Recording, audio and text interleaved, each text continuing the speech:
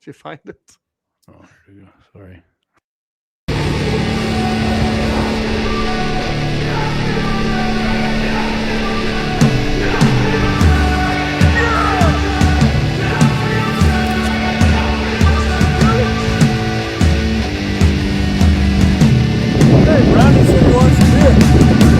Hey man, how the hell you doing? I've been just fine, living life with the noose and in my mind, all I hear is music. Watching your mouth move, damn you look stupid. I feel like everyone's a stranger.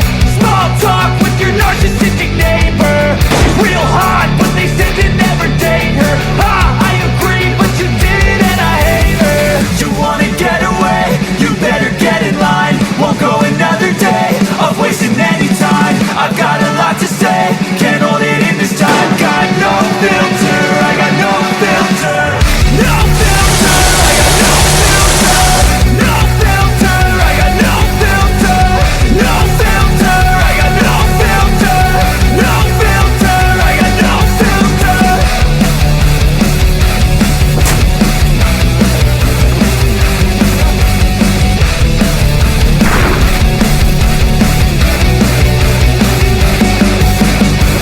Hey man, can I get a favor? Yeah, sure, no, see you later. Sometimes I just wanna be a hater. Gotta wash down the top 40s with a chaser. Your voice starts feeling like a waiter. Scraping my mind against a cheese grater. Before you go, sir, you have to sign a waiver. That's alright, I'm aware of the danger. You wanna get away? You better get in line. Won't go another day of wasting any time. I've got a lot to say, can't hold it in this time. Got no filter, I got no filter. No filter, I got no filter. No filter, I got no filter. No filter, I got no filter. No filter, I got no filter.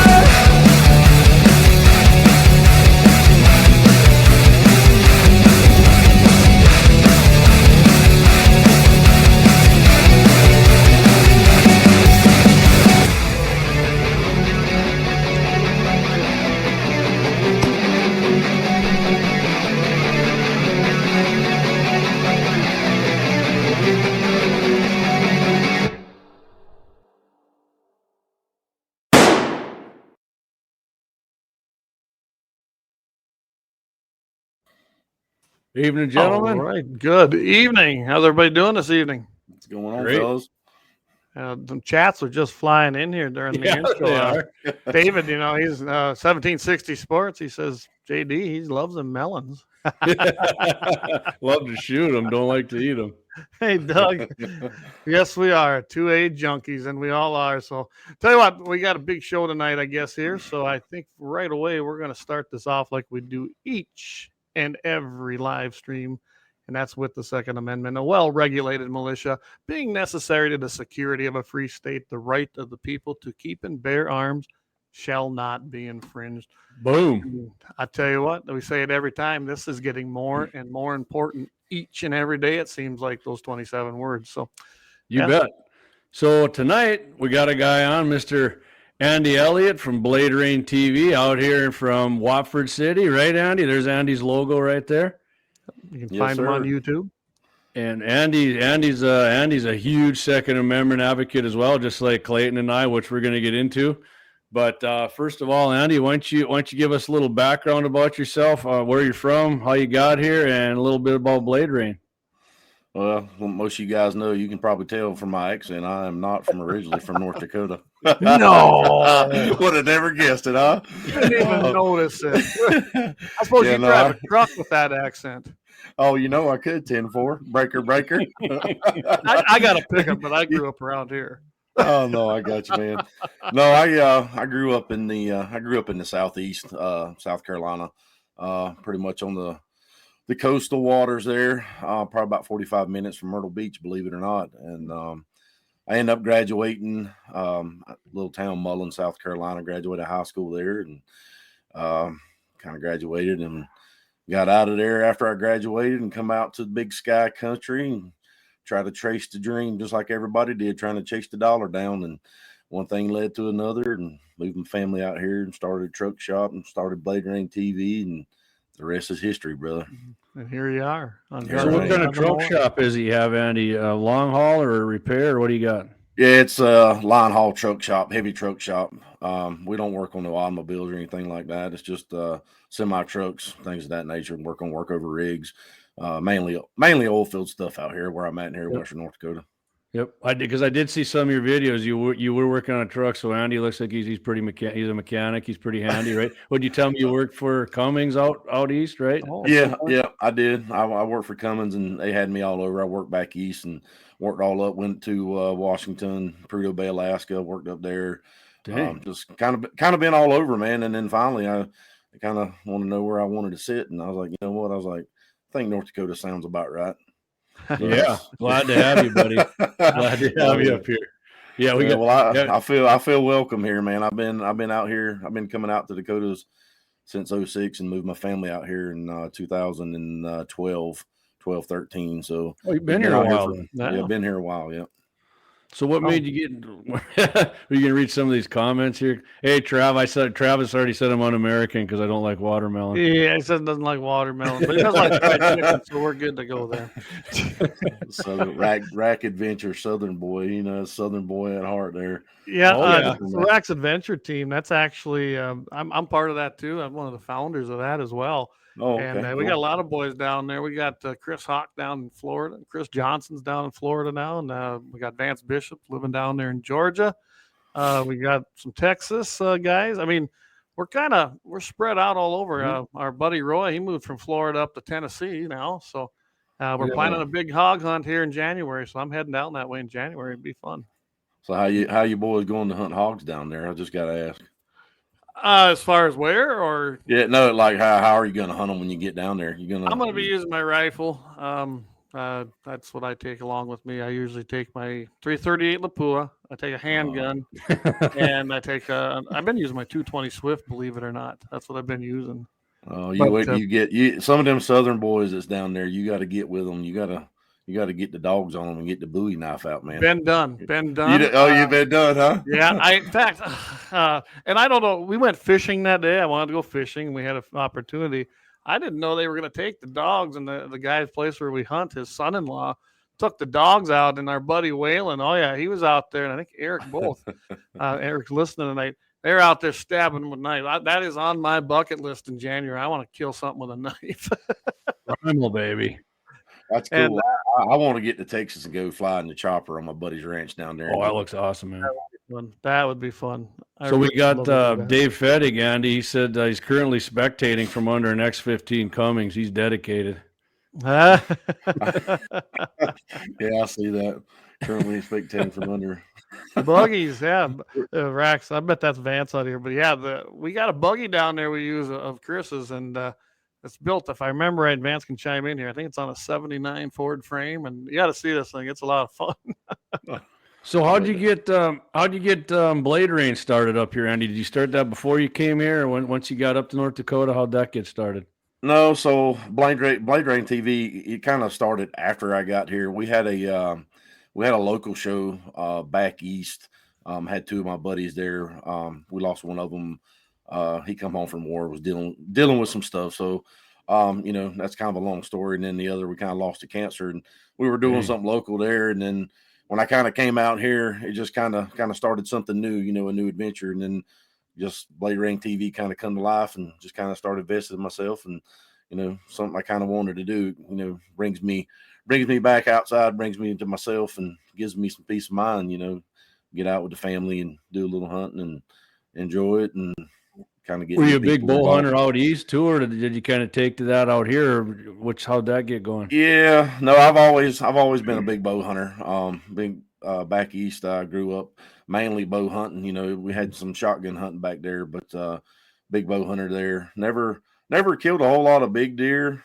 Back east, I know it's a touchy subject for people, but you don't measure the meat up by the size of the horns, right? Yeah. I did notice that from listening to podcasts and watching outdoor hunting shows that it doesn't seem to be that as big of a deal out there as it is here to people. Oh no. Yeah. Well, I'm it's kind of a just hard. snob that way. I'm not going to lie to you. So. Well, I kind of, JD, I kind of envy you this year because I see you were bragging on Facebook there that you got a deer tag this Oh year. yeah, I'm A jacked, rifle man. tag. Yeah. Yeah, baby. Oh, I know, man. It's been, dude. This will be the 6th year I have not drawn a rifle tag for buck out of North Dakota. Oh, brutal. Dude, You're it is. putting it in the Well, Badlands. it's the unit that I'm in, but we got some nice mule deer out here, Mm-hmm. and yeah, for sure. We still got some nice whitetail in certain places. I mean, CWD got a little bit of them when we had that drought here a couple years ago, but it didn't get them all. That's a touchy subject too. And are you seeing any nice whitetail up there? Oh yeah, no, we got several good nice ones over down on the Yellowstone there that we're keeping our eyes on. A couple upcoming, couple shooters, but trying to make sure that we don't pull the trigger on the wrong one this year. Let's just put it that way. I see Vance was to sit down in Georgia. They just get a license and go. And I think they got a ton of deer down there. Yeah, you got way more deer out down that way than up here. For sure. I got to say, I got my tag again. Go figure, right? That dang big land barons, they get that gratis thing. I did get my tag. So, I have to say, I finally seen some whitetails moving around here. EHD came through here pretty hard 2 years ago. Yeah. And really wiped a bunch of them out. But it's nice to see them coming. And Jamie and I were talking about this a while ago. How we weren't seeing any fawns.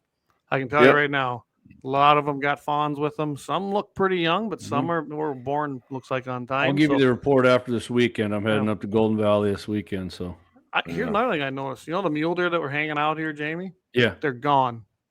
They're gone. Really? I don't know where they went, but the whitetails have moved in. So take it for what it is.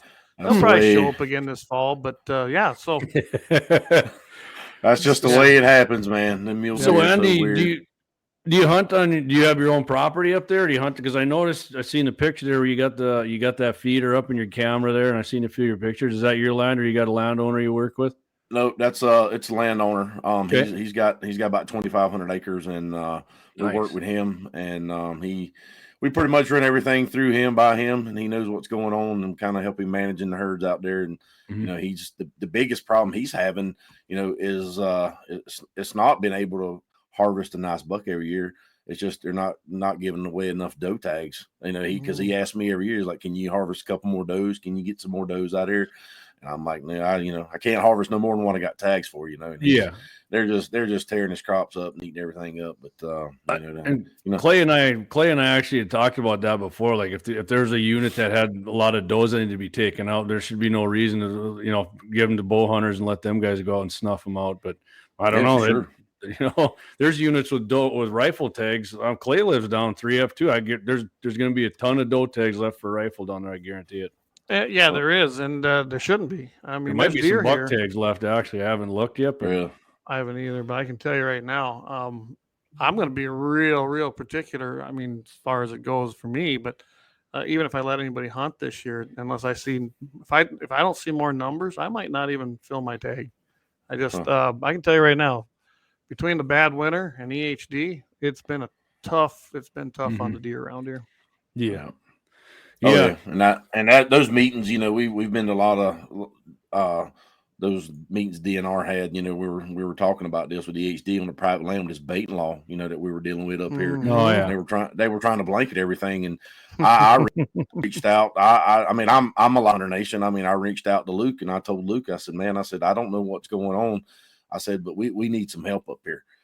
So I know I got Hunter Nation involved, and then John Armin. Oh yeah, he was up Bismarck. here at the Capitol. Yeah, was he here or did he do a video? Because I know the guy Uncle Ted does the nightly show with there. Yeah, you talking about John himself? There at the Cap. Who are we talking about? I guess I got. Yeah, the guy who does the nightly nudes there with Uncle Ted. He was. Mark, he did a video. Mark. Yeah, Mark. Keith there Mark. you go. Yeah, Macmillan Adventures or whatever he used to be on with the wrestlers. Adventures. He was there. So I mean, they kind of helped push back, but I didn't realize at the time we were dealing with this that I got hold of.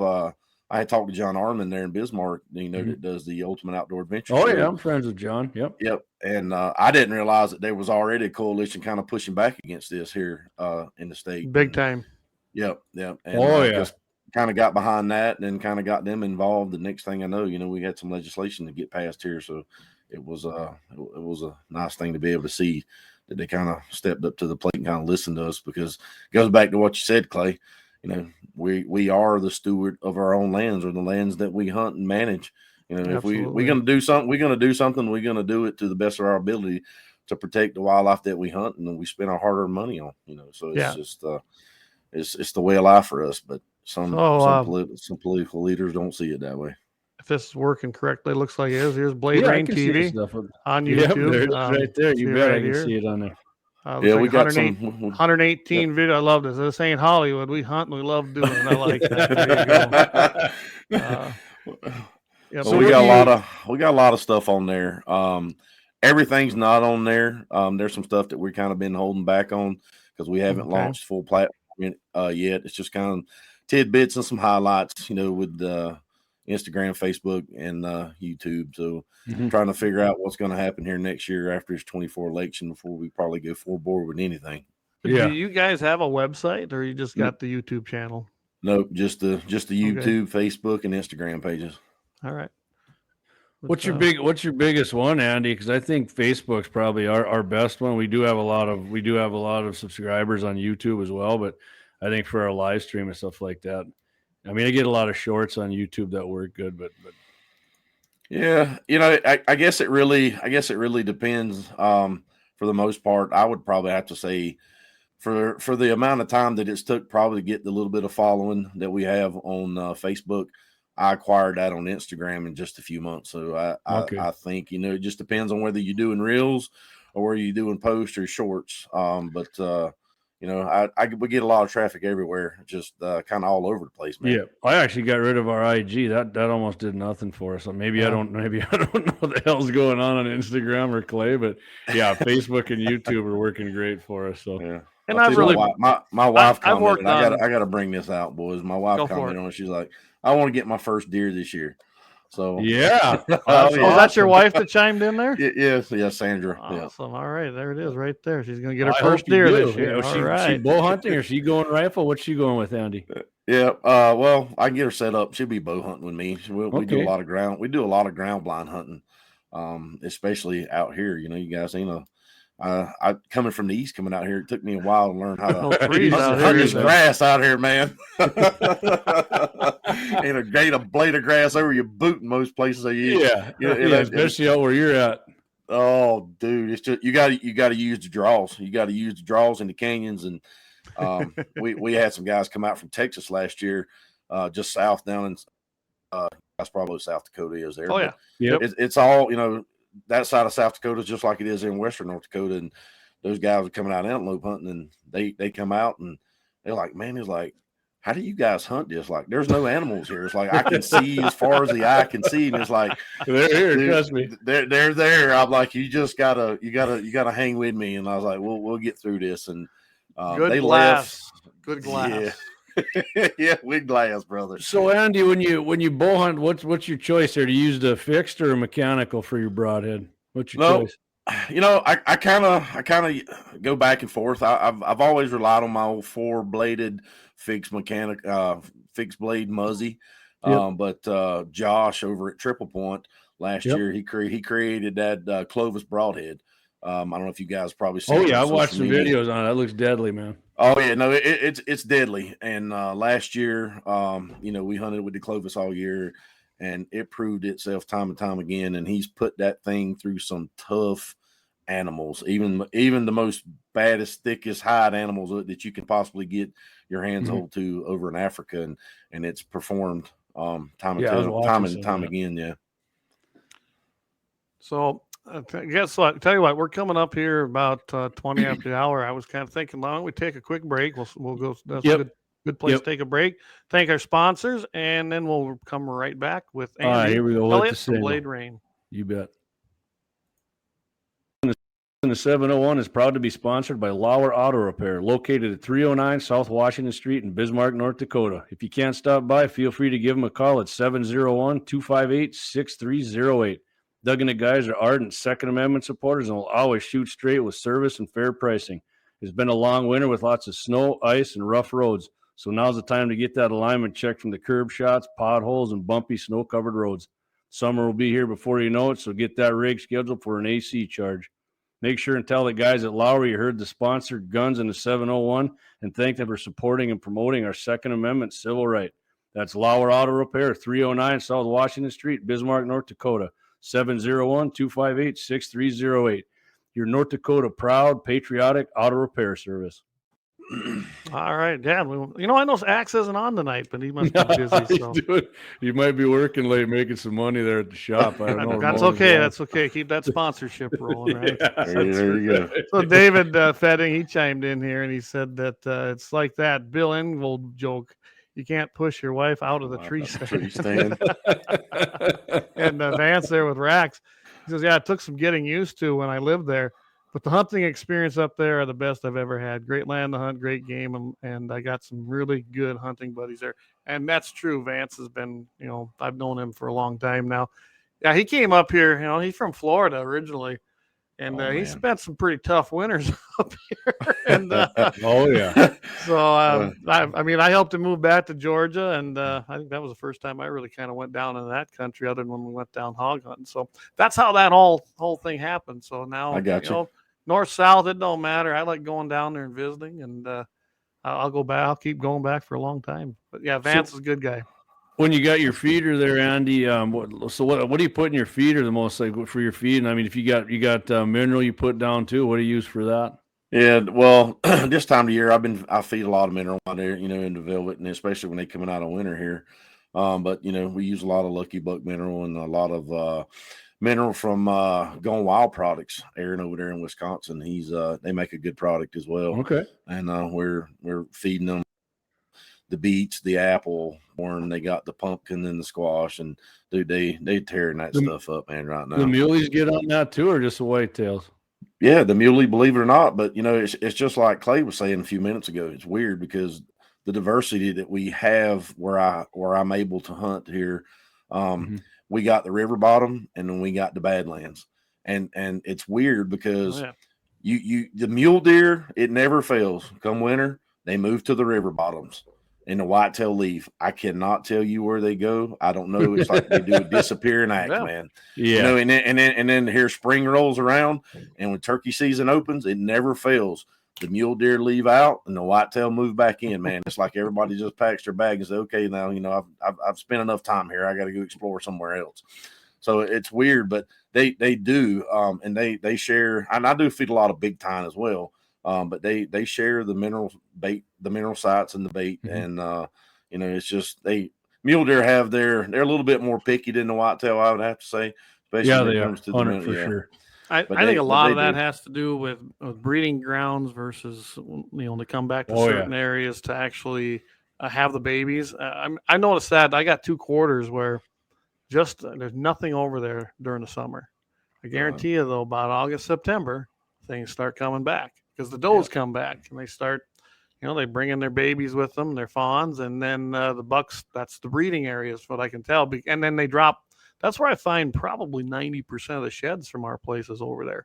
Right. Whatever it is about those 2 quarters, that's their home turf. And I'm okay with that. I love it that we own them.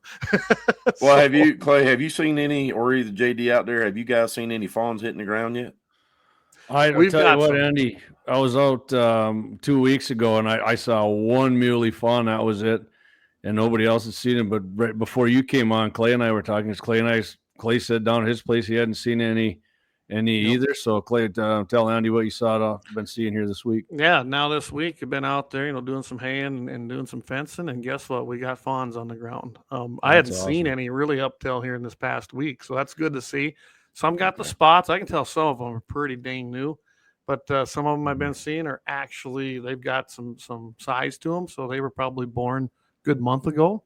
Just didn't see them, but it's good to see because I can tell you right now, it was looking pretty meek. I know June 10th when we did the prairie dog shoot over in Selfridge, none of us had seen anything. No, I hadn't even hardly seen any deer. No. So I'm glad to see them now. It's just good. I hope so. I was worried that winter made all these muleys bored. So we'll see what happens. I know I was on Scott's show on Saturday, and he said he hasn't seen any yet either. So Yeah. We got a question here for Andy. He says, "Do you see any antelope on the sweet feed?" No antelope, man. I Uh, see mountain lion, believe it or Yeah. not. Oh, Oh, I bet. really? That doesn't surprise me though. Antelope generally, I mean, I've been lived here my whole life. It's like in a bad winter, they will sit by a haystack and die before they'll eat it. Yes, They they just will. don't eat it. They'll rather paw down. When they can't paw down, they You just better put die. Lynette's comment up there, Clay. Oh, did Lynette join in? All Yep. right. Oh, there it is. Yep, Axe and I are here for sure. Wouldn't miss the best podcast in North Dakota. Appreciate Thanks, that. Lynette. Appreciate that. Eric's got on here. He said, yeah, he goes, we got lots of fawns on the ground. So Good. Eric lives about 40 miles be southwest of me. And yeah, evidently he's seeing some fawns down there. So that's good news, Yeah. guys, that they're Yeah. out there. Like I said, when I'm up there this weekend, I'll have a little better read on it. My buddy John's coming with, and he's definitely into. He got a muley doe tag, but he's jacked up for me and my buddy. About half of us got buck tags. We usually do, but I got your number, Andy. I'll keep you up to speed on what I'm seeing up there, buddy. Yeah, that's a good deal. That's And, good. Deal. I know out of South Dakota because I haven't seen a whole lot of fawns drop up here on the Yellowstone. That's the reason I've asked. Yeah. So, but Maybe they're late, man. That's good. Maybe. I guess I had to, believe it or not, we had bucks dropping headgear here just like maybe 2 weeks before turkey season opened up. And they're hanging on long. mind. Yeah, they were hanging on to them. Same thing here. The bucks I did see, boy, I was like, wow, what are they doing with antlers? Usually they're gone by now. But yeah, I noticed that in a lot of places. Chime in. Anybody else has seen that? Because I've heard of others saying, wow, they held on to them for a long time this year. So you were saying too, Andy, how the deer move in and out. I know at our place, it's in our big main pasture there. It's mostly mule deer, and I mean, there's been years where we've been out scouting and all we see is just dink bucks, and I was like, man, there's no bucks here. And man, I'll tell you what, that opening weekend, I don't know what happens. We're like, I don't know if somebody's out, all the road hunters are out driving, chasing them around, but they seem to show up and, usually just like, so like this year I got mine. I'm going to try not to get discouraged. And because when you're scouting, man, you like to see them big, heavy muleys with that velvet, gets you all jacked up. Oh my God, how big's he going to be? Actually, I got to be honest with you, Andy. I've gotten to the point where I almost enjoy scouting and watching them as much as I do hunting them. I don't know how you are, but man, I love sitting there watching deer do their thing. I get a kick out of that. Oh yeah, for sure. Well, we live in a place to be able to do that out here. You got to have, like we said, you got to have some nice glass to look through from afar. But what do you use for glass? Vortex. Vortex. Yeah, that's what I got too. The HD, the big one. So yeah, I got Brunton. And I like my Bruntons, but I can tell you right now, they're not doing it anymore. When I was hooked up with the NRA, they were a big part of the program, but their binoculars were just fantastic. They really are. They're clear. They're good in low light. I'll put them up against any of that stuff, but I can tell you right now, their scopes, even if you see them online, go ahead and pass. So what do you got for your bear archery, right, Andy? That's what your bow is? Oh yeah. I'm on Bears Pro staff here for 23. We shooting bear. We've been shooting bear the last couple of years here. Kind of got back to our roots. You just got back from one. Actually, did you get one then? Actually, no, man. They the bear. I don't know what it is, man. Either Idaho don't like me, or the bear. Whenever I walk in the woods, I bring in an evil presence because you can ask my wife, dude. I have hunted and hunted and hunted, and it's. A bear don't have very good eyesight, but they can smell. They can smell. Mm-hmm. Yeah, and and run. Oh yeah, for sure. They can get away as fast as they get there. But I don't know. I've been hunting Idaho the last 2 years, and it's kind of treated me rough. I did get a chance at a bear last year, but I don't know where it came from. But you know how the magical twigs grow out of the ground that you hit. Oh yeah. Somehow or another your arrow ends up a tree. So yeah. However that happens, but it happens, so I missed opportunity there, and it's just like I jinxed myself or something because it was game over. And I'm curious, what's the IBO on the bow you use then? It's about 285. Oh wow, I didn't even have fast then, huh? Oh yeah, well, I'm shooting the new Execute this year. I got it jacked all the way up, and it just depends on, draw lengths. I mean, they got the 30 to 32. So I know the 30 is a little bit faster than the 32. Just depends on what a guy wants, I mean, they make a great bow for, the entry level guy, kids, all the way up to your experienced guy. So it's kind of what I like about Bear. That's what they offer. Do you notice that when you turn it down, is it more accurate? Do you lose a little more accuracy as you crank up the speed or not? It's bow hunting's what, Grace, right? It's all about how the agility of it. You pull it back. So of course, the smoother you can draw it and shoot it, usually the more accurate you are. Yeah. So it's everybody's got caught up on speed all these years, and I understand speed's nice, but speed ain't what kills. Quietness is what kills. Yeah, and hey, accuracy, man. If you're not, I don't care. Like I said, my buddies have hunted with 300 Win Mags, and you don't hit them right, and them whitetail get away from them too, or a muley, and so I got a 6.5 Credo Works is great. What's that, Clay? I'm sorry. Accuracy is everything. I used to hunt with a Swift. That's what I started out with, was a Swift, and it was legal in South Dakota. I tell you what, it probably made me a better hunter because I wanted to make sure I got closer, and I wanted to take. I did not shoot unless I had a good, clean shot because I didn't want to be chasing it. So it probably made me a better hunter in that aspect. And it's the one gun I had. It was one that my grandpa had given me, so didn't have a lot of money back in them days. So I was happy to have it. And now I have all these choices. Yeah, you got all you need now. And I still grab my 270, the very first gun I bought. That's my favorite. And I love it. I seen Rack's Adventure Team wants to know how the pheasant's looking up there, Andy. We got a lot of pheasant, man. Really? Really? Yeah, believe it or not, dude, we covered up. I know we've had a pretty rough winter this year, but for the winter that we've had, most of the birds was able to get down those river bottoms and survive the winter there on the farm. Wow. Yeah, so we got a pretty good bit of birds. You do a lot of bird hunting, or you just heavy into the bow hunting at that time of year? I do at times. I got a buddy that lives over near Minot, near Sawyer, North Dakota there. I go with him from time to time. He was actually, when I worked for Cummins all those years before I stepped out and did my own thing, he was actually my boss. And we go from time to time. Haven't been in a couple years, but I don't know what the bird situation is over there, between south of Minot there. I don't know. It's been a while, but I know. Would he shoot a 410 then? Oh no. Usually a 12 gauge is usually overkill, I just had to get that in there. If you guys don't know Andy, he's a large American, so I had to get a little shot on. There we go. We need to use not just a 410, Jamie. We need to get the Taurus Judge out. There we go. We'll do some bird hunting. There you go. Cool. Keith O'Donnell chimed in here. He said he likes his Brunton. So, and I don't know if you've ever used that stuff as far as their glass, but yeah, I said I love my binoculars. I think you had your binos there and we were prairie dogging down. Yep, so good binos. They really are. Eric's got on here that he saw a muley yesterday that is going to be a smoker this year. He goes, he's on private land that I can't get on, but he's within 2 miles. We're just gonna have to lure him over there. You know, he'll move. Get some of that Gone Wild product, that apple, and beets. That'll pull him over there. What's David got here? David's got, that's kind of a FUD caveman method. Bigger gun, bow heavier, projectiles, fastest and best. I'd rather shoot a 308 Win and a 55, 60-pound bow. Yeah. I'm a 6.5 Creed guy in a crossbow, so I was going to ask you, Andy, what was that? Man, you had that like little pistol crossbow thing, and that thing was smoking at like 350. I saw you shoot that target on your video there. I'm trying to remember which one. Now, there's been a couple different ones that we had looked at.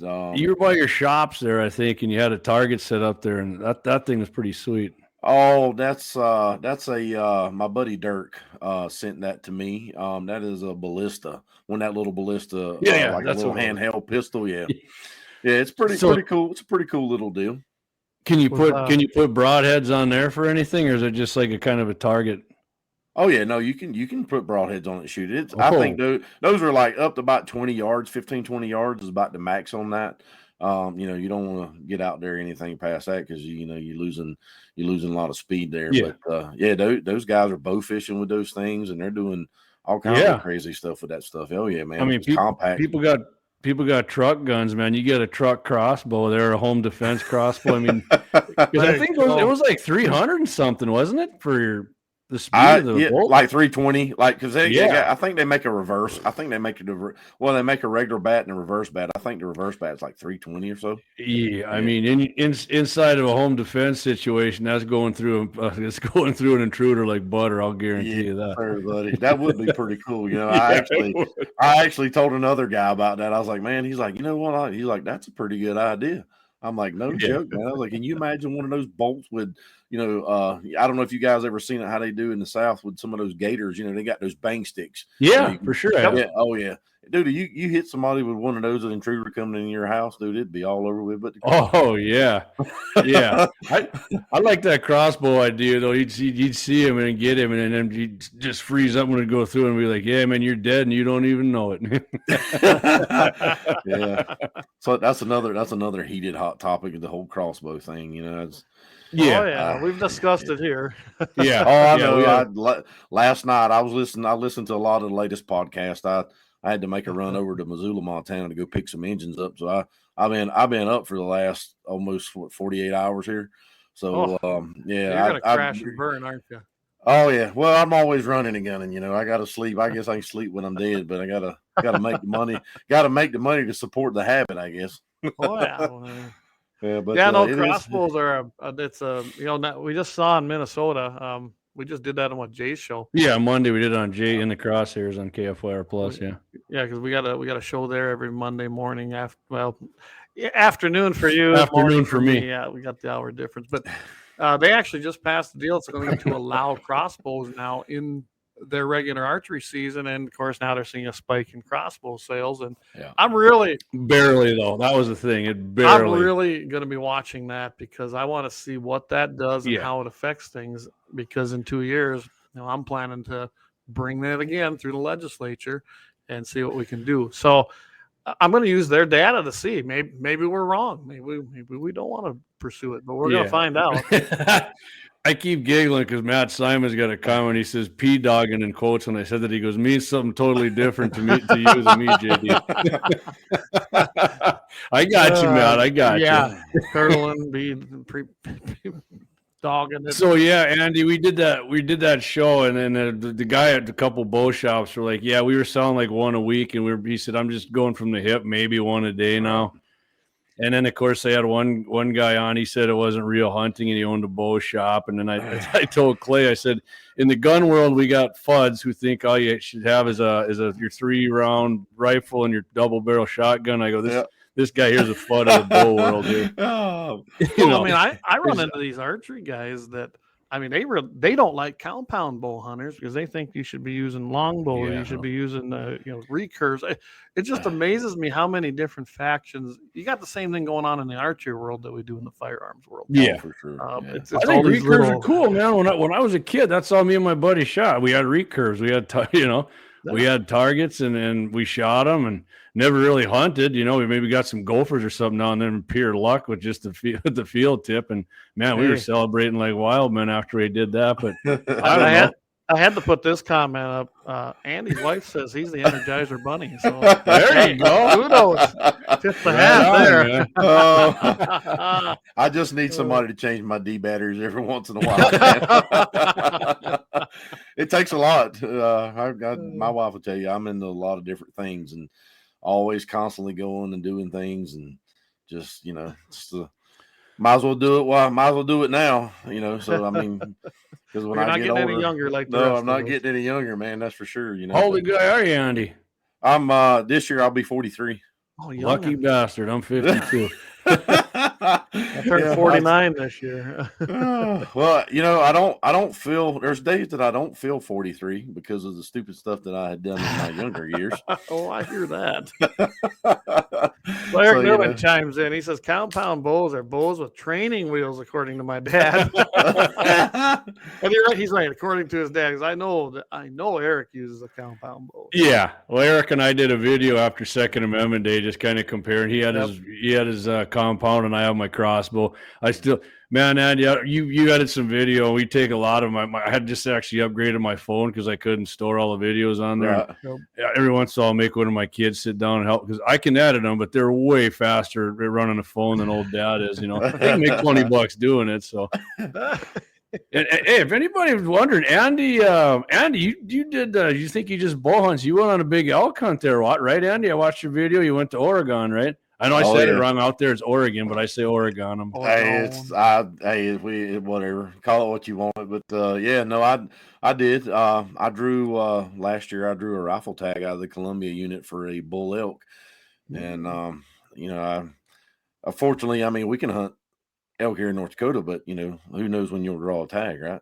Yeah. So I was able to draw that bull tag out there, and I was like, dude, I was like, it might be a rifle tag. I was like, but I'm not missing it for nothing in this world.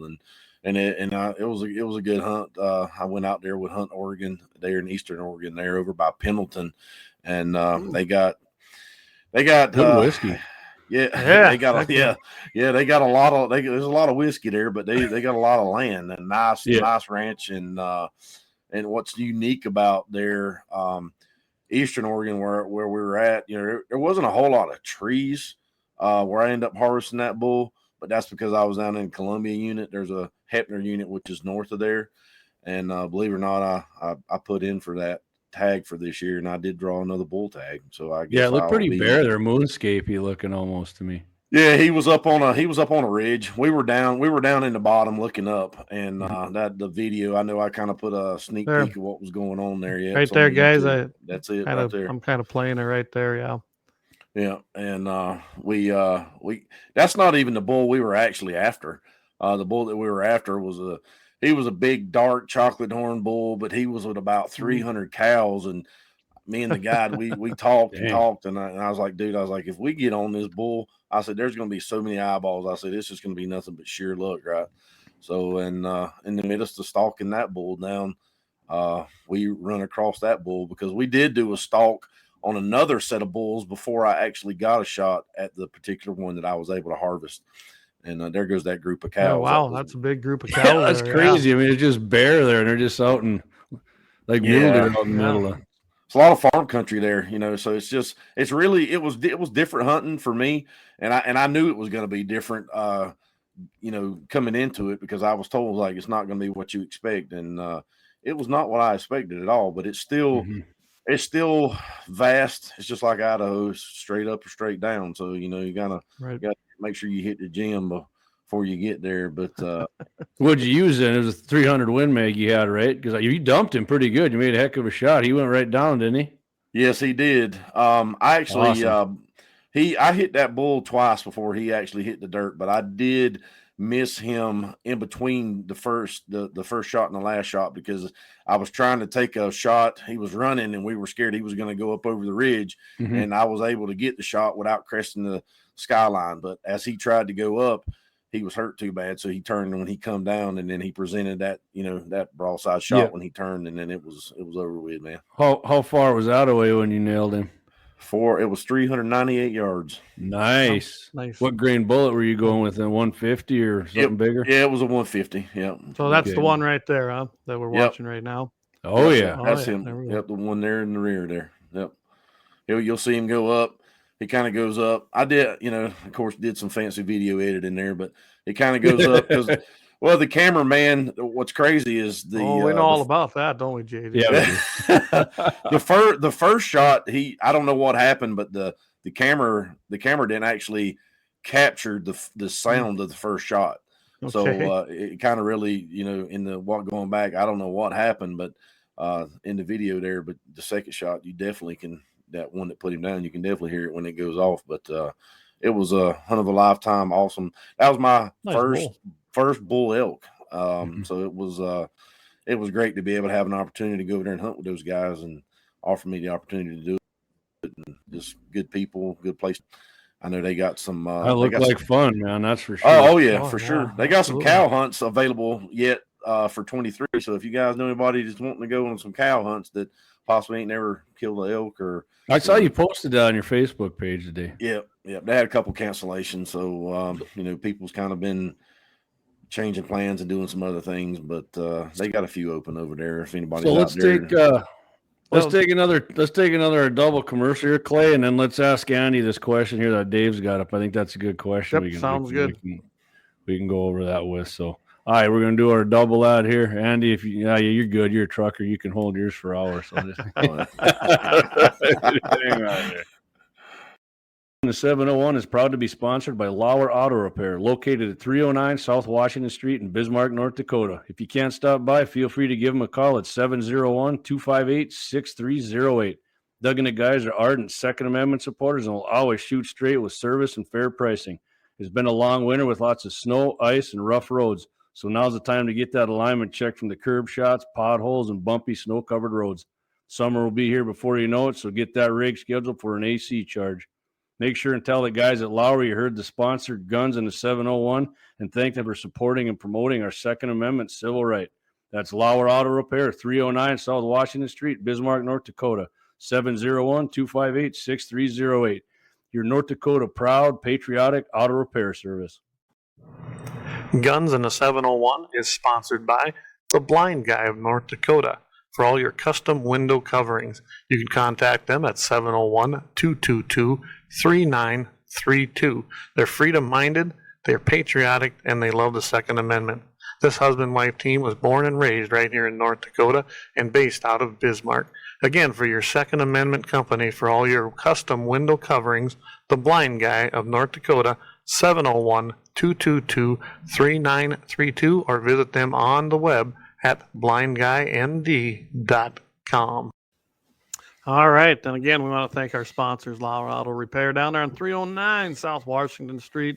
I tell you what, you need some work done. If you're ever stuck in Bismarck, Andy, you got to go down and see Axe down at Lauer Auto. He'll get you back on the road. So make sure I will, brother.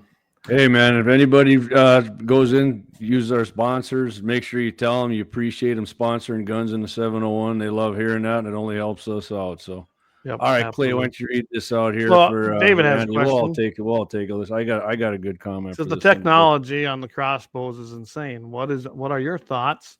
Has it gone too far, or bring on the technology? Example is the Ravens. Did I say that right? Or Raven. Raven. Yeah. You shoot like a baseball group at 100 yards with them. All right. Yeah. Well, I know. David. I guess. I'm not a real big crossbow guru myself. I have no issues with anybody using a crossbow.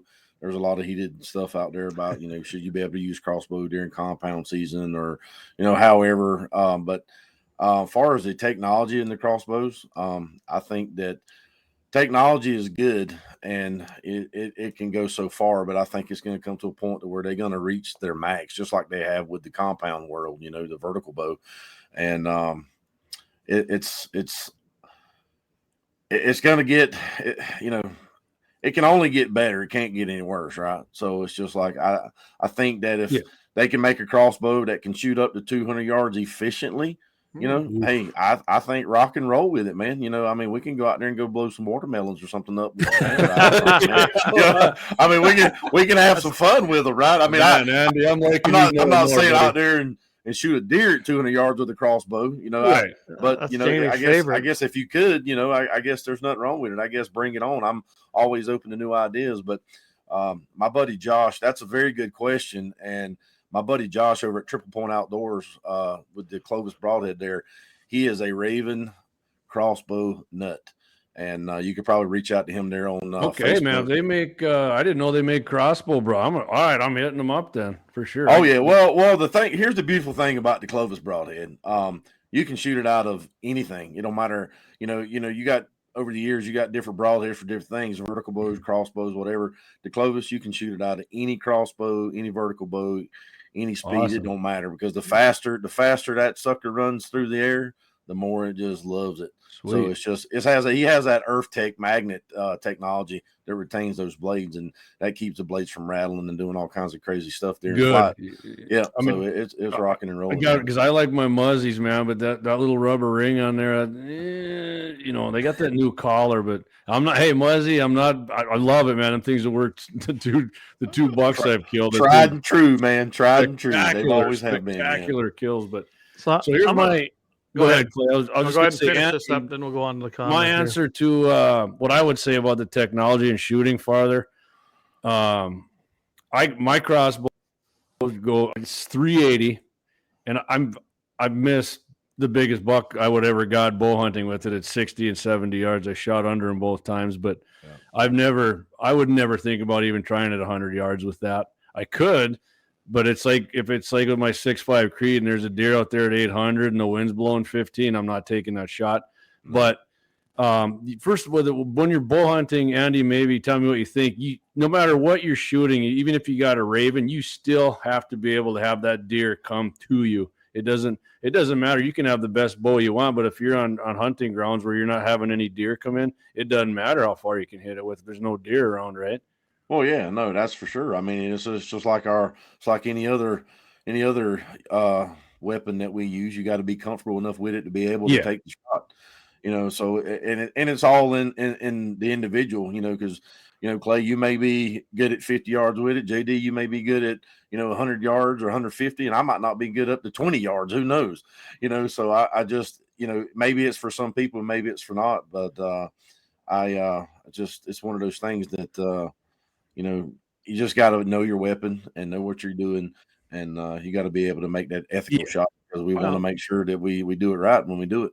And that's what you're going to get. That Raven's going to give you a more ethical shot at a little longer range for sure. I mean, no matter what, people are going to take unethical shots, whether it's with a crossbow, whether it's with your vertical bow, or whether it's a 30-30, you got a deer out there at 400, and somebody's going to start running the old lever trying to hit that sucker. Well, it's it. Proficiency with anything you use to hunt with, proficiency comes with using it and getting out there and putting stuff down range. Your accuracy is going to improve it the more you practice, and that's with a gun, that's with a bow, that's with a handgun. I like to shoot handguns, and I can tell you right now that a lot of people I know don't like to shoot a handgun, but mostly because they can't hit nothing with it because they haven't shot it enough. I don't know how many times I've run into that. And here I'm going to put up what Eric said here. He says, "Hunters are our own worst enemy. People always fight amongst what they use. People need to pull up their big boy on these. As long as it's legal, shut your mouth." There's a lot to that. To me, I look at the crossbow versus archery versus any, to me, the more people hunting, isn't that a good thing?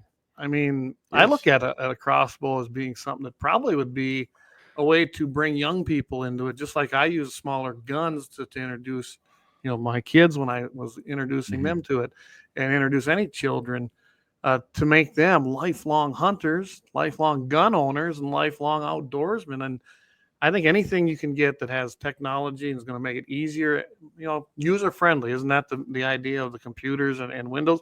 Made it user friendly.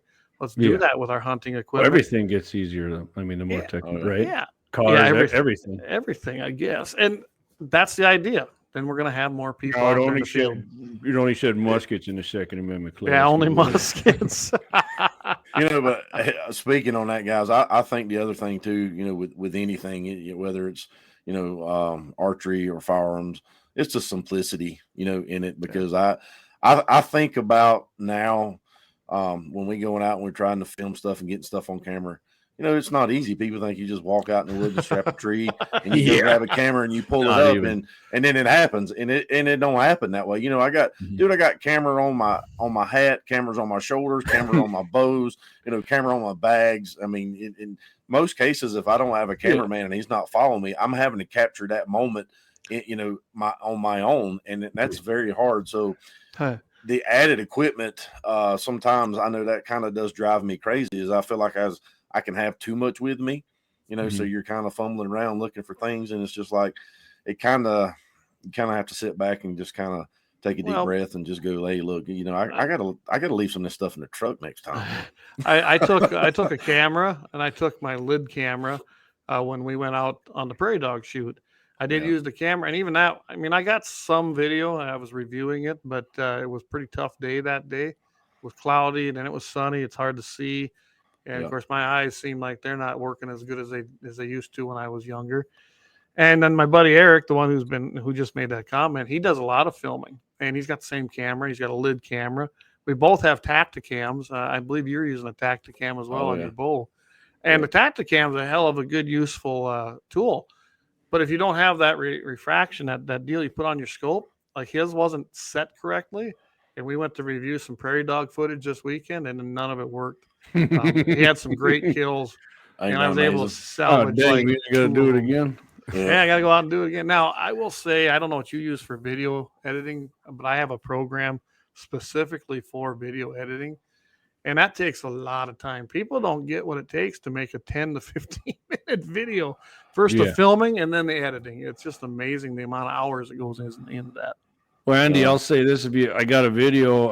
I had a muley doe tag for rifle season, and a bunch of my buddies have buck tags, and I was specifically there to film, everybody with me on the hunt trying to get a deer kill. And if you watch a video in November, my buddy Rob got the biggest buck he ever got, decent buck. I mean, not a massive buck by any means, Right. but I got it on video. I got the whole thing on video. The stock and all that, but guess what? When I tried to sit up and zoom in on the deer, the dang grass was too tall, so Yep. it screwed up the focus. You hear me on the video, just say, "Screw it, just shoot him."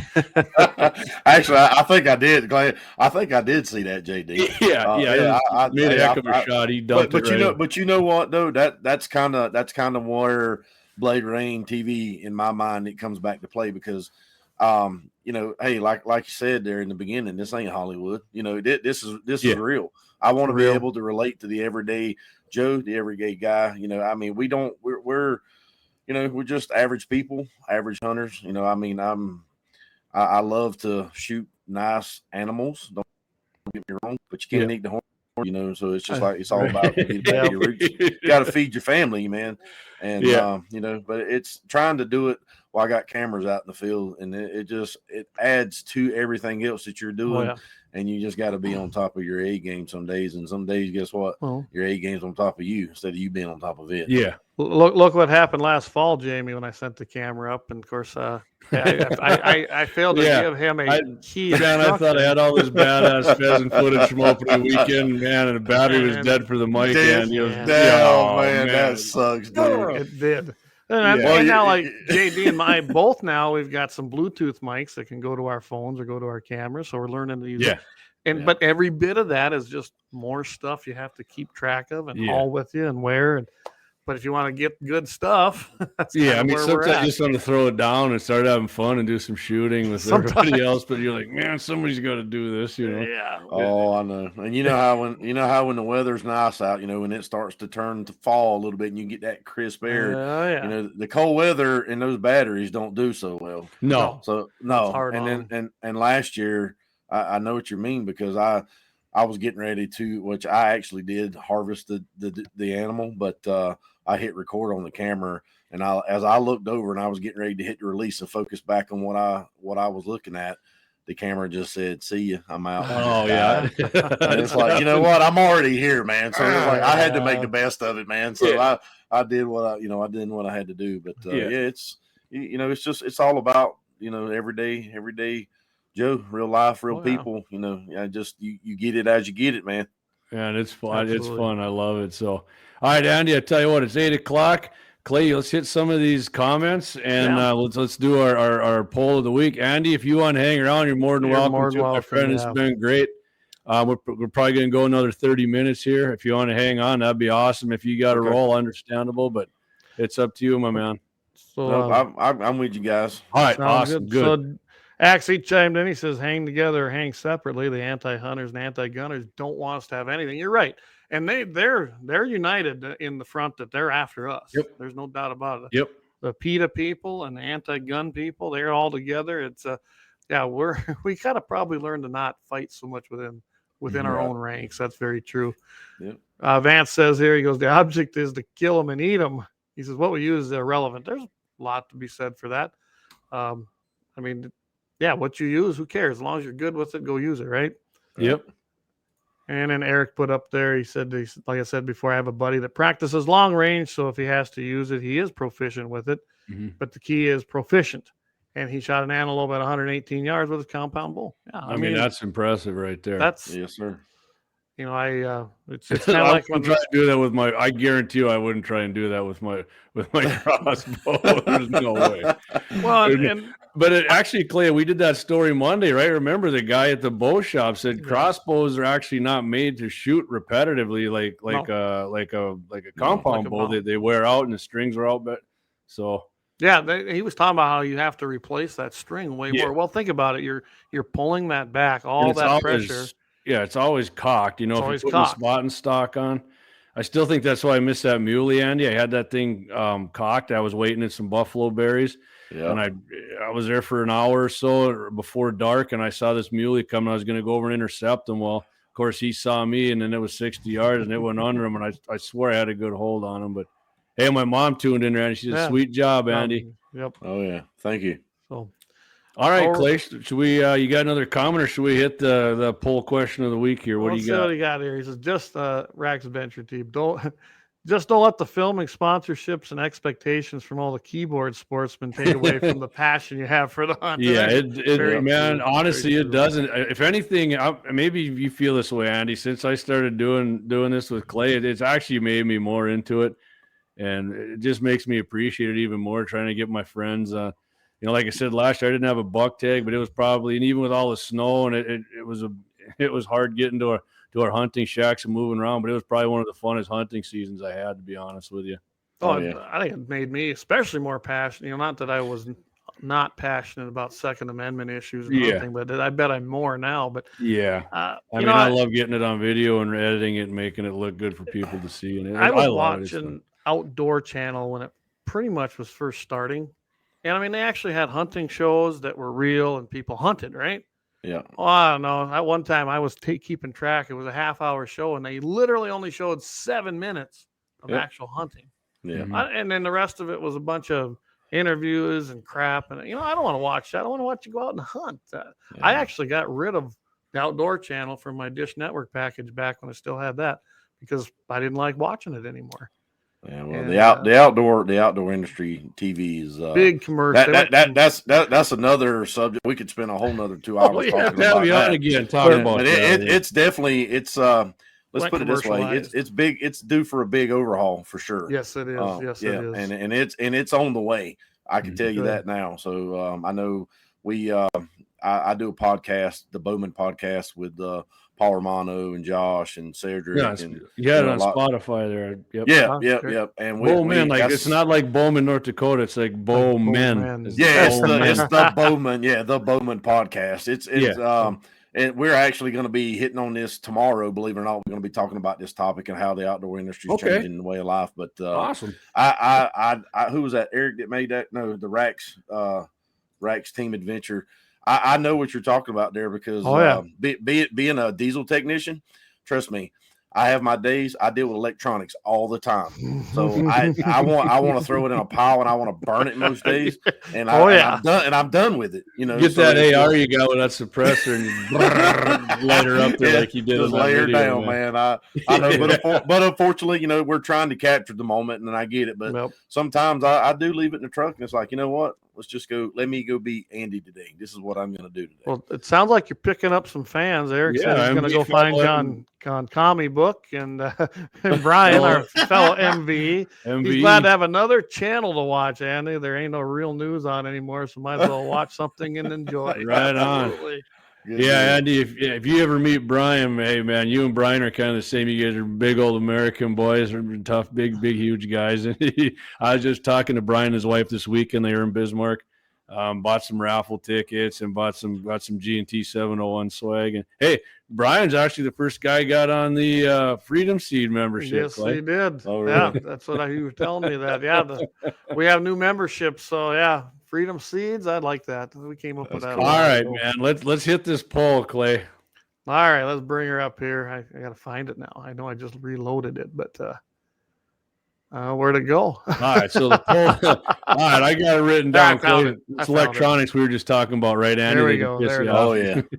right. So poll of the week was, what is your EDC knife, which is everyday carry? And Clay, I got to tell people, Clay didn't know what EDC was. And I didn't speak millennial very well, don't so feel I had bad. to go ahead Don't feel and bad. get Troy didn't know either. He texted me. He's like, EDC, that's everyday carry, right? So, so the options, there we go. The options were number one, folding, fixed blade, switch blade, other, or box cutter. So the number one, Clay, was runaway with what percentage was what, Clay? What was 83%, and that was the folding everyday crushed carry it? knife, 81 votes folding knife. which didn't folding knife. surprise me, honestly. No.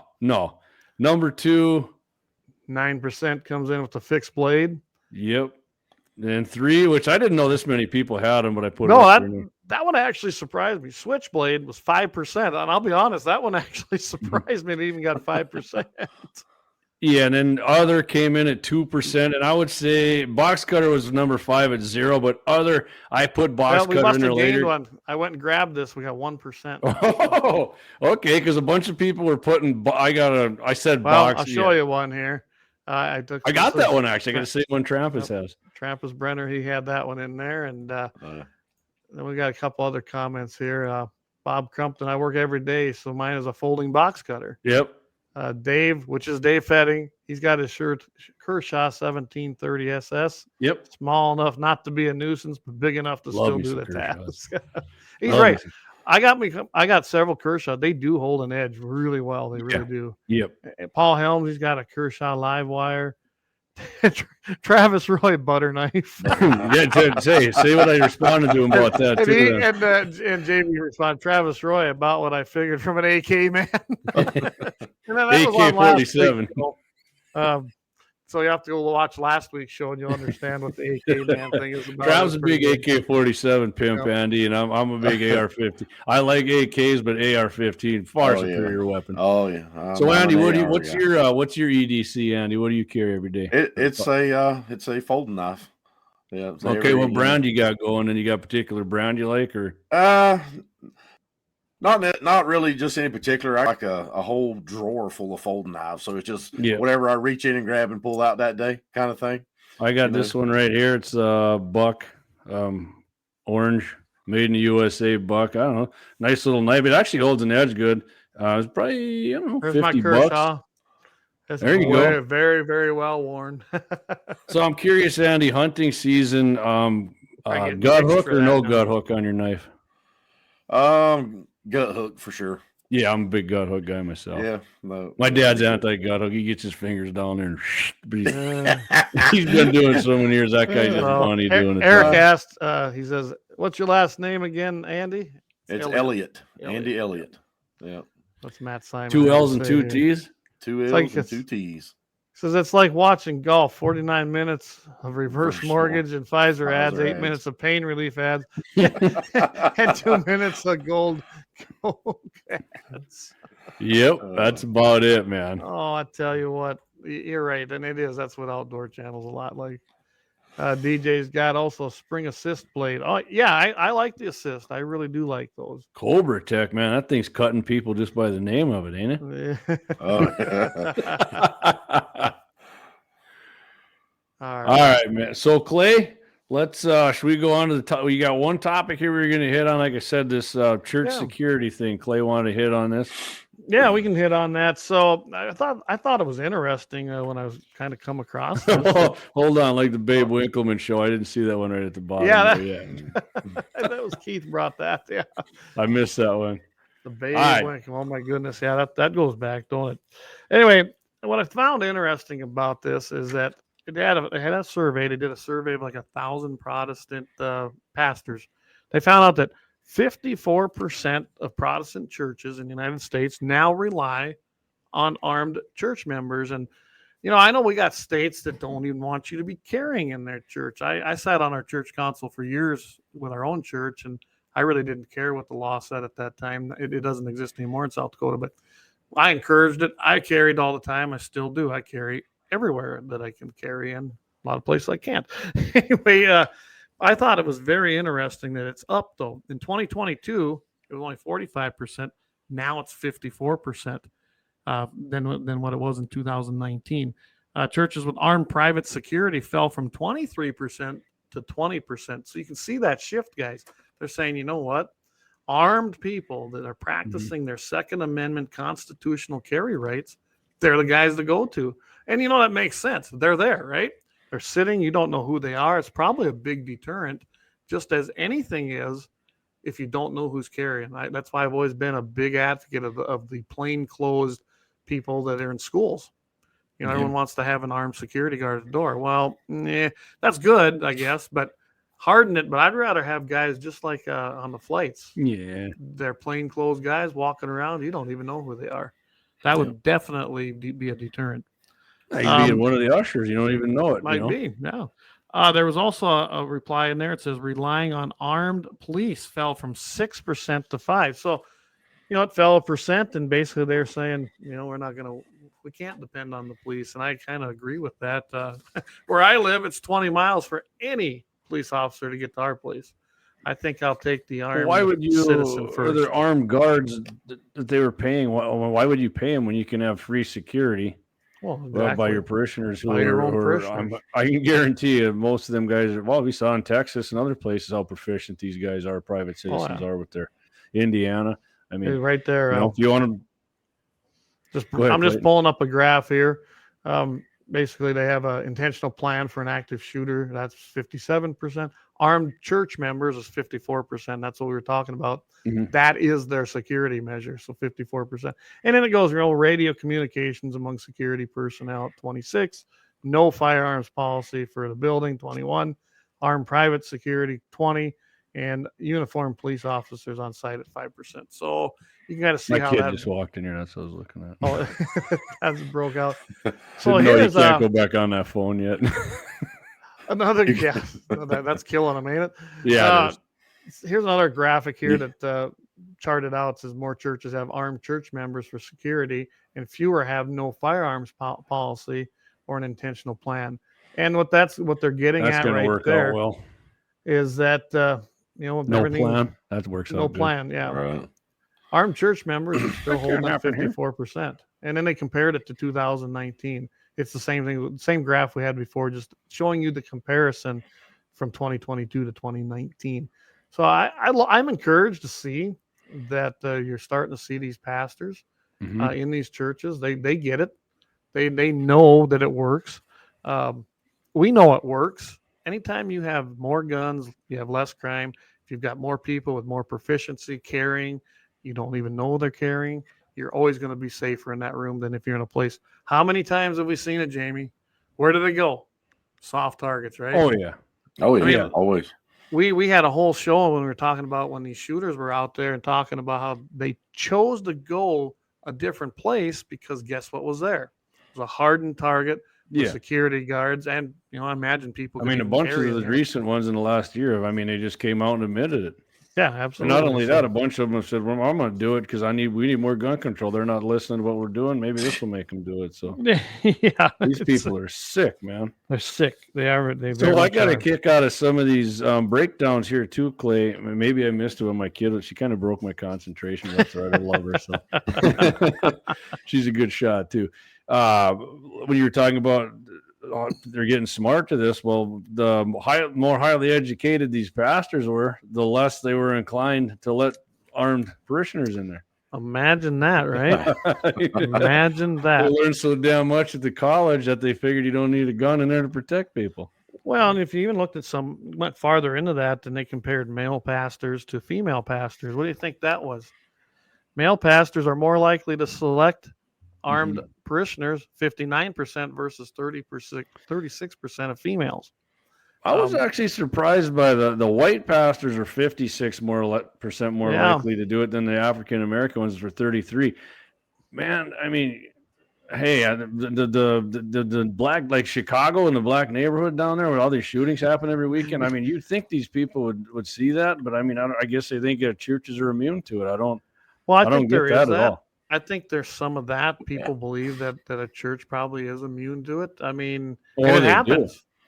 We see it happen. We've had it. You know, look what happened down in Texas. It happened down there. Well, here's your pastors with no college degree, 60%. They had a bachelor's degree, 61%. And then if they had a master's degree, it was only 50%. So I guess the more education, the dumber they got in the Second Amendment, I guess. Imagine that, huh?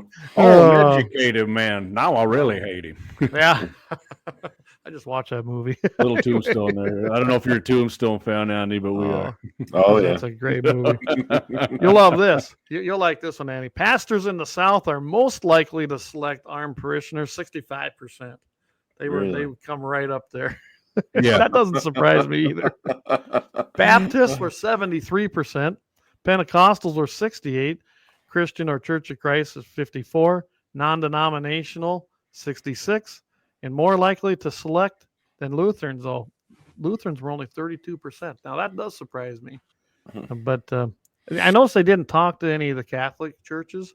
And who knows, maybe they wouldn't talk to them or whatever it could be. Methodists, they came in at 36%, and then the Presbyterians are Reformed at 26%. Here's an interesting one. Pastors at churches with an attendance of 250 plus, they were at 74% choosing armed parishioners. Pastors at churches with attendance of 100 to 249, 66%. And in attendance 0 to 49 came in at 41%. So, 41% of 50 people, that's still a pretty good ratio. So you can't always go on that either. Yeah, I just thought it was in an interesting article. I don't know why they decided to even do this survey, but it kind of brought some light to what's happening in our Christian community. It was actually higher than I thought it was going to be percentage-wise, Clay, yeah, to be honest with you. But, and I'm happy. I mean, it was up almost 10% from 2019. Yeah, for sure. So we got we got some comments going on here. All right, so. should we put these You better up? get Sandra's comment up there. On the bottom. Oh, yeah.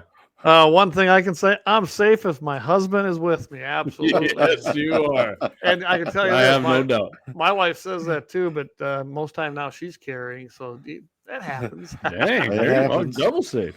They do. They can't. Hey, better to be armed and not be armed. That's right. Better to not need it and have it than have it the other way. Yes, Max Adventure Team, I carry in church. Definitely carried when I pastored up there in Bullhead. And Vance, I don't blame you in Bullhead over there. By the way, we just had a shooting over in that area. I couldn't believe it. No, he didn't. Bismarck, nobody got hurt. They just fired a couple rounds off, but it happened just 9 miles to the east of me in Watauga. The guy, I knew who the guy was, and he's always we need more gun control.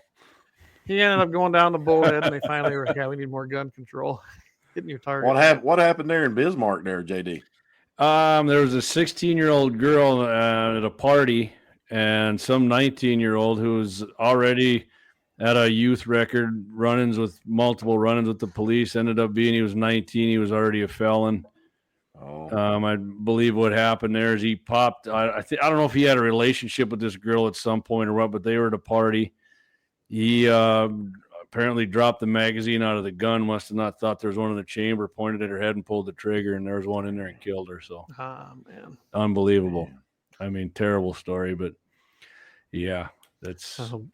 Brian Warner, he chimed in. He says maybe some principals should listen to the pastor. Oh, big right time they should. And we've discussed this school thing in depth, and they probably should be discussed again. But yeah, and they just don't get it. There's some my dad, he's a hardened liberal, and he don't get it.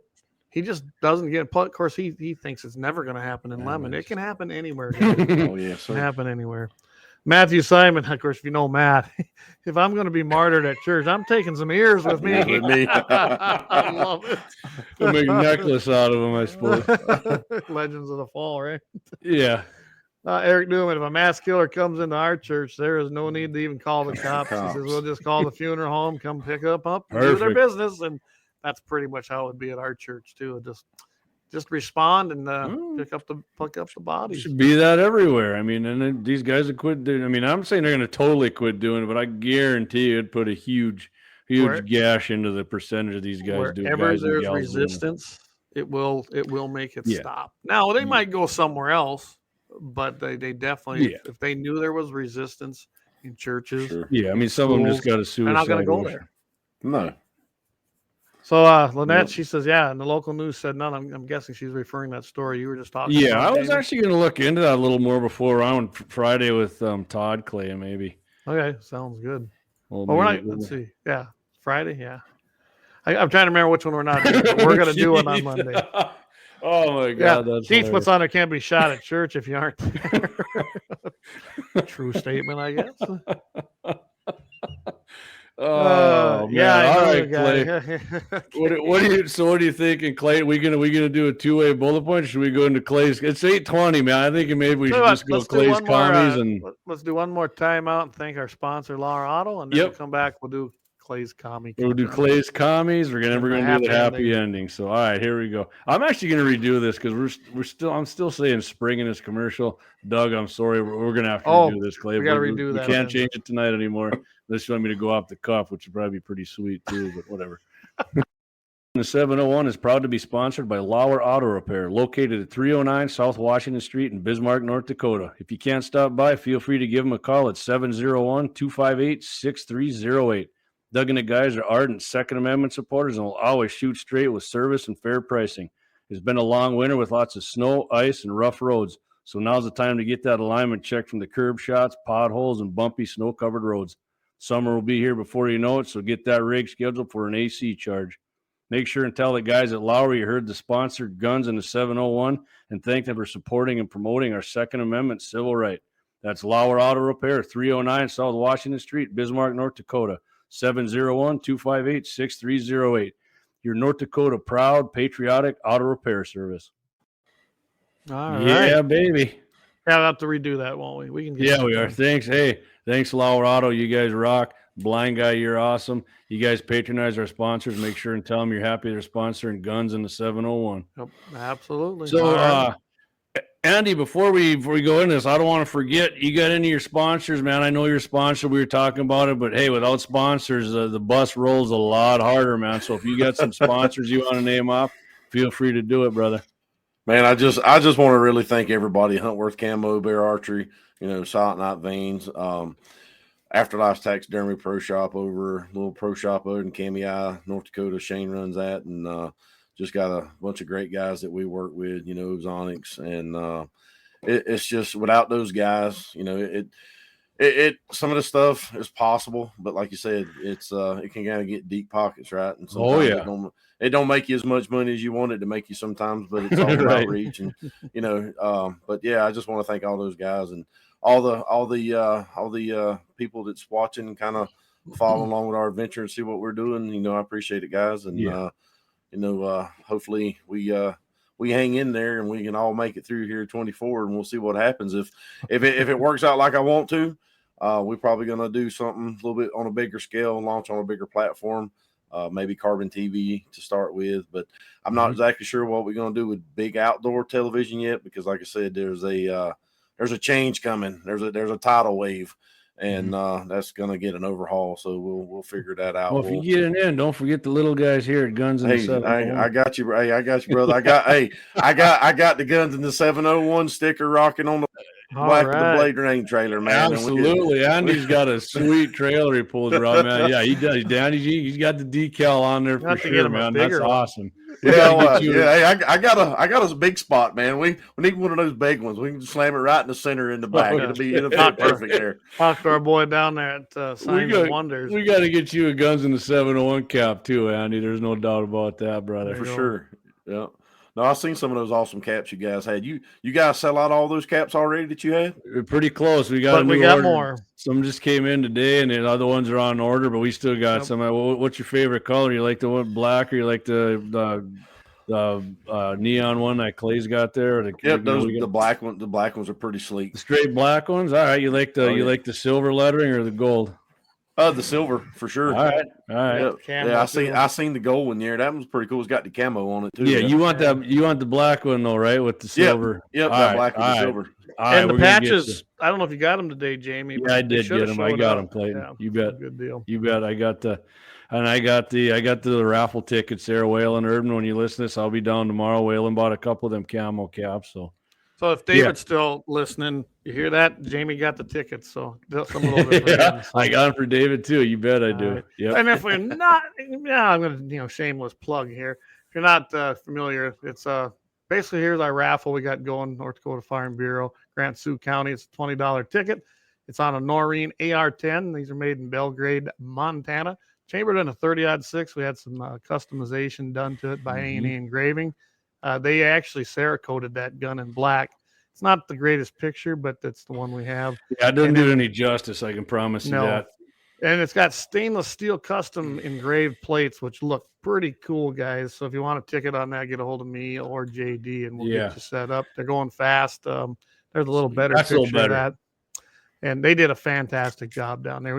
It's classy and simple. It wasn't really the vision I had at first, but I do love the way it turned out. So, guys, this is a hell of a gun, and tickets are going fast. So. Hey, look at here. Here's my dad calling. Hey, Dad, thanks for listening to the show. What are you doing? I know there's some people listening to Golden Valley, so when Dad comes into the bar, give him hell. Oh, that's hilarious. So I got a couple here. He said, Vance, he goes, great show, guys. Keep it up. Andy, we'll be looking out for your show. You're going to get some fans there. I'm pretty sure of it. So. Yeah, good. Hey, man, Andy. Your wife said add to your hat collection. Oh, yeah. Andy, we definitely going to have you back. Man, it's fun having you on, but we're not done. We're not done yet, so don't split yet. Yep. So David says, bring the goods. He goes, that's a sweet BN36X. And that's, we got that gun from David at 1760 Sports Incorporated, or LLC. He's an LLC. If you're interested in some FFL work there, Andy, we can hook you up. This guy, he knows what he's doing. He's right there in Mandan if you're ever over there. And I am an AR-15 pimp, and I have my hands on that thing. That is a sweet AR, nice and tight. AR. Got a sweet trigger, and you don't got to get rid of that junk 7.5-pound factory trigger. I mean, the coating on there is real nice. Them inlays that Clay was talking about, super nice. Nice and light. It's a solid rifle, no rattle on that upper and lower. It's a quality firearm. So. All right. Well, then I guess that'll bring us. We're going to quickly go through, and I think it's rightfully so, and that's going to be Clay's Commie Company. Yeah, let's do it.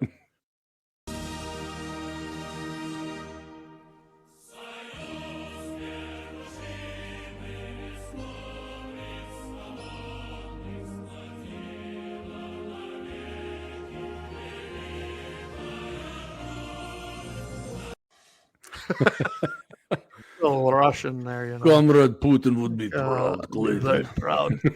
Break bread, drink vodka.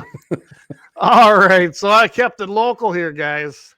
Commie Company of the Week is Laughing Sun Brewery Company in Bismarck, North Dakota. And I'm not even going to tell you where they're at because they're a commie company. I'm going to encourage you not to go there. They're owned by Democrats. I should say enough. So when we went in there and I was working for the NRA, I helped out the committees as well, going around trying to find the basically sponsorships and donations for our banquets for the NRA Foundation. And I'm out there. I mean, this guy blew up at me, and I found out he was the owner. And the NRA, you just think angry of everything. Leftist. Angry left. Just think of anything and everything as far as the rhetoric goes, and that's what he called me. We had a blood on our hands. We're responsible for everybody's death. And I mean, this guy just come unhinged. I was like, well, I'm going to make sure everybody knows about this guy. And I did. I don't know if it hurt his business, but I won't do business there. And, obviously they're not a Second Amendment supporter. So I would encourage nobody to go in there. What's that? He claims he is.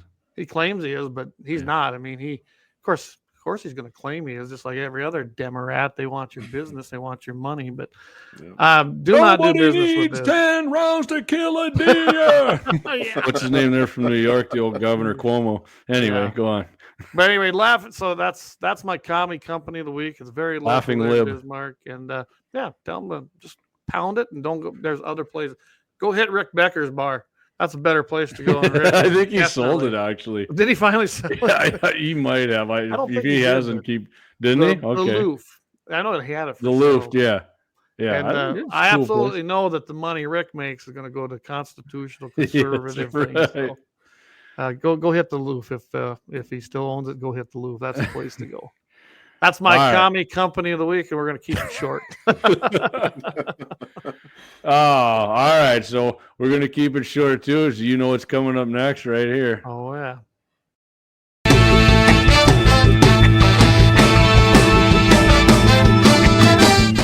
Just never gets old seeing that. Hey, Clay, by the way, Laughing Sun Brewery, you know what you are?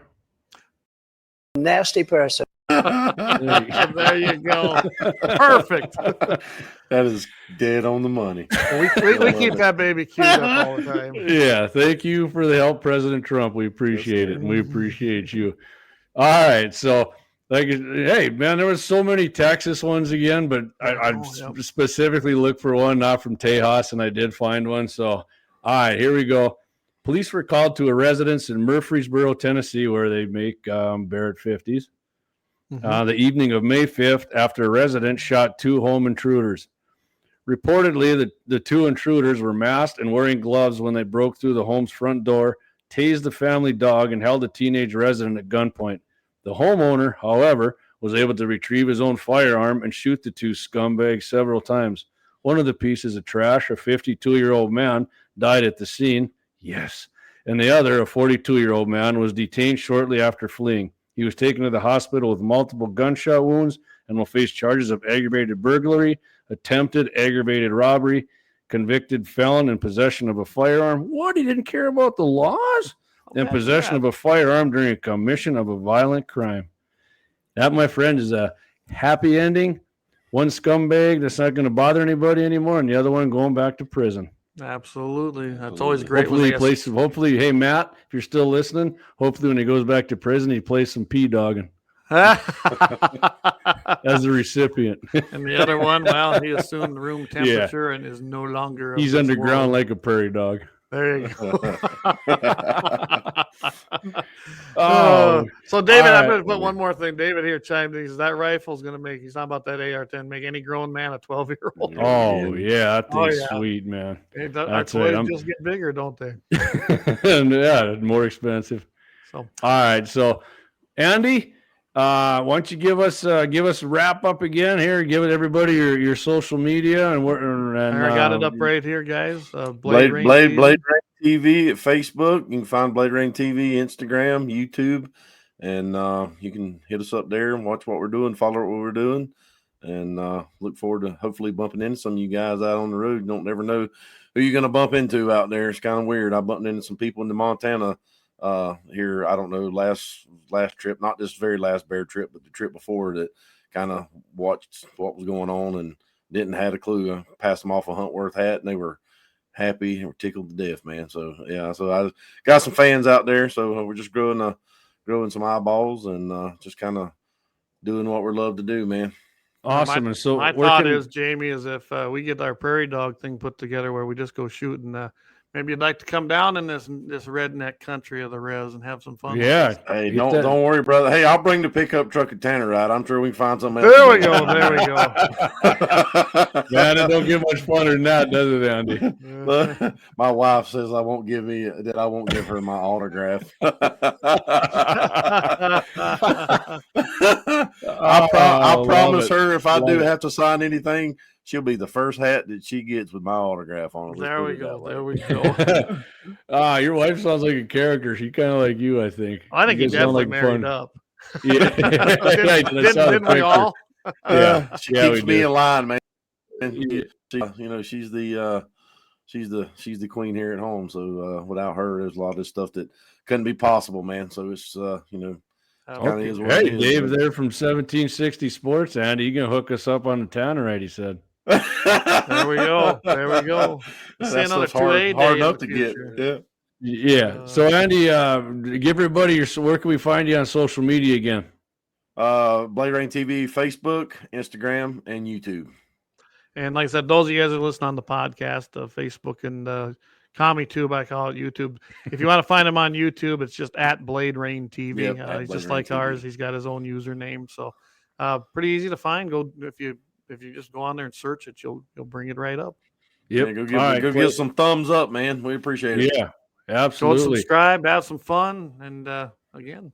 Andy, like I said too, after the show's over, Clay's going to upload this to iHeart and pretty much, like I said, basically every on podcast platform you can. So I know you boys there on Bowmen podcast, not Bowman. Men. Yep. The Bowman's on iHeart, Spotify. Okay. Oh, it is on iHeart. Okay. Yeah, it is on iHeart. Yep. Okay. Yep. Okay. Yep. Awesome, man. Awesome. I'm looking up more on there then.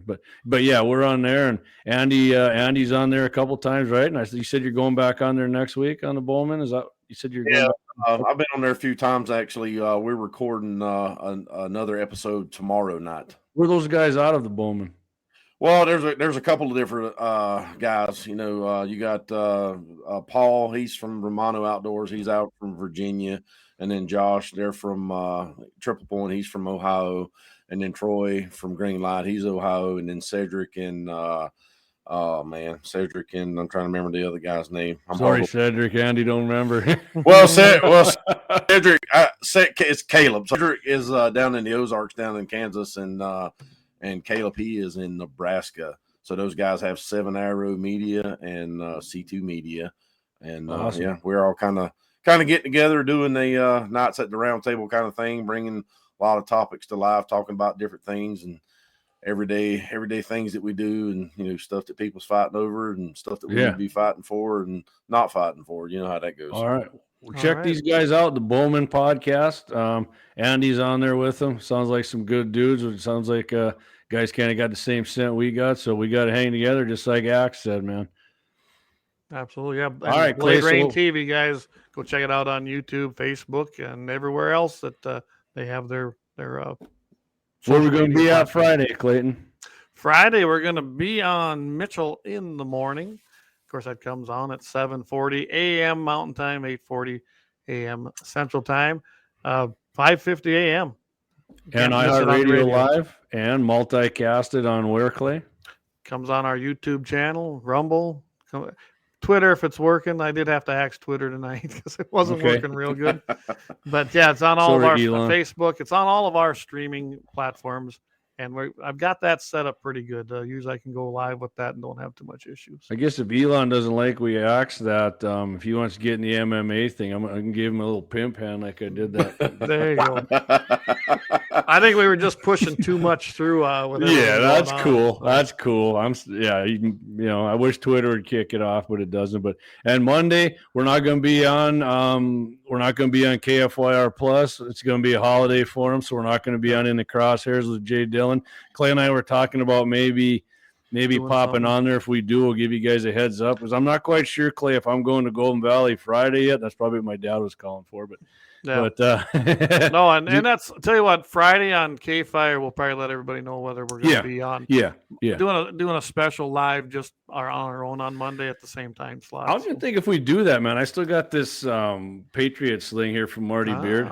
There we go. Andy, if you don't know Marty Beard, you got to meet. You know Marty, Andy? You ever met Marty? I don't think so, brother. Oh, man. You're in for a treat if you ever meet Marty. That's a great American right there, man. First he's going to want you to do is go coon hunting with him, too. He's a passionate coon hunter, and he knows all about it, too, man. He's awesome. Marty's an awesome dude. To the core. Where's he out of? He lives southeast of Bismarck here. And I don't want to say the township he lives in, so I get it wrong. You might kick my A, but the blind guy, one of our sponsors, is a neighbor. It's about, I want to say... They call it Sawyer? Is that what he calls it? About 10, 15 miles southeast of Bismarck here, but... I got you. Yeah. He used to own the Turd Burglar. It was a septic pumping deal. He owned that for years, and he's a farrier, and he worked for the state. And Marty's he was a teacher. He's a multifaceted dude. He definitely was born 100 years too late. Well, Marty, bring it on up here to the river, man, because I tell you what, we got some coons we needed to get rid of. Oh, man, he's retired now. Look out, you're going to be up there. I can tell you this. With Marty, with his Turd Burglar business, he had on the back of it said hauling Obama's stimulus. Yeah. I'm gonna give him your number. He's gonna ask me, Andy. He'll get a hold of you. I guarantee you, Marty. Yeah, he'll come up there for sure. He'll enjoy his company. He's a good dude. So, all right, man, Clayton. Hour 37. We better end this. Andy, appreciate you coming on, buddy. It's been fun. It's been awesome. I hope you want to come on with us again sometime. Yeah. Like I said, I'll let you know what I'm seeing for deer. Let you and me keep in touch by the texts with some pictures and whatnot, and we'll kind of keep it on the down low if we're seeing any big ones. But you know how that goes. We'll wait to disclose those on the until we take a picture with it, right? Yeah, here we All go. right. There was no big ones except this one. I got him right here.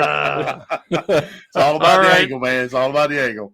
Yes, sir. Well, Yes, sir. with that, guys, we appreciate all the support. See ya. We appreciate you watching and tuning in. Thanks to Andy again from Blade Rain Television. And until next week, guys, keep your powder dry. See you guys.